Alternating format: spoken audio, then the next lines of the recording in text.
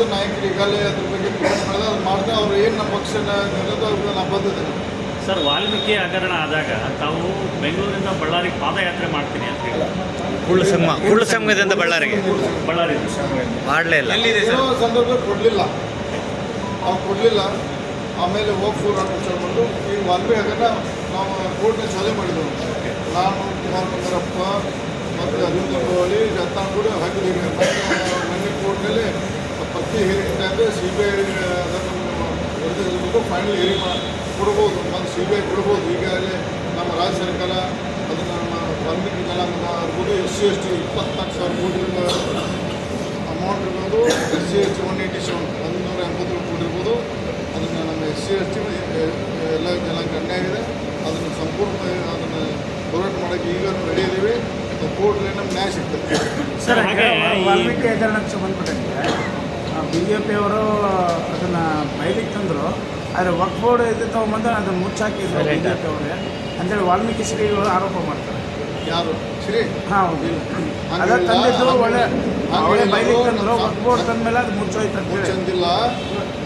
ನಮ್ಮ ಸಮಾಜದವರು ಯಾರೂ ಸರಿಯಾಗಿ ಅದ್ರ ಬಗ್ಗೆ ಮಾತಾಡಿಲ್ಲ ಅಂತ ಹೇಳಿದ್ರು ಶ್ರೀಗಳು. ಅವರು ಮುಚ್ಚಕ್ಕೆ ಹೇಳಿಲ್ಲ. ಇಲ್ಲ, ಹೊಸಪೇಟೆ ಒಂದು ಪ್ರೋಗ್ರಾಮ್ನಲ್ಲಿ ಅದು ವಾಲ್ಮೀಕಿ ಹಗರಣದಲ್ಲಿ ಅದು ಇದಾಯಿತು ಅಂತ ಆಗಿಲ್ಲ. ಶ್ರೀಗಳು ಹೇಳಿದ ನಮ್ಗೆ ಗೊತ್ತಿದೆ. ಅವರು ಯಾರೂ ನಮ್ಮ ಸಮಾಜ ಪರವಾಗಿ ಏನಿಲ್ಲ ಅಂತಂದ್ರೆ ಅಷ್ಟು ಬಂದಿದೆ. ಅದ್ರ ಬಗ್ಗೆ ಚರ್ಚೆ ಮಾಡ್ತೀವಿ. ಶ್ರೀಗಳು ನಮ್ಮ ಖಾಸಗಿ ಚರ್ಚೆ ಮಾಡಿದ್ರು ನಾವು.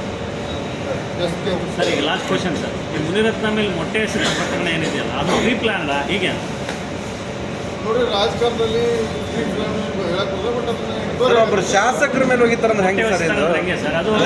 ಎಸ್ಪೆಷಲಿ BJP ಶಾಸಕರು MLCಗಳನ್ನ ಟಾರ್ಗೆಟ್ ಮಾಡ್ತಾರೆ.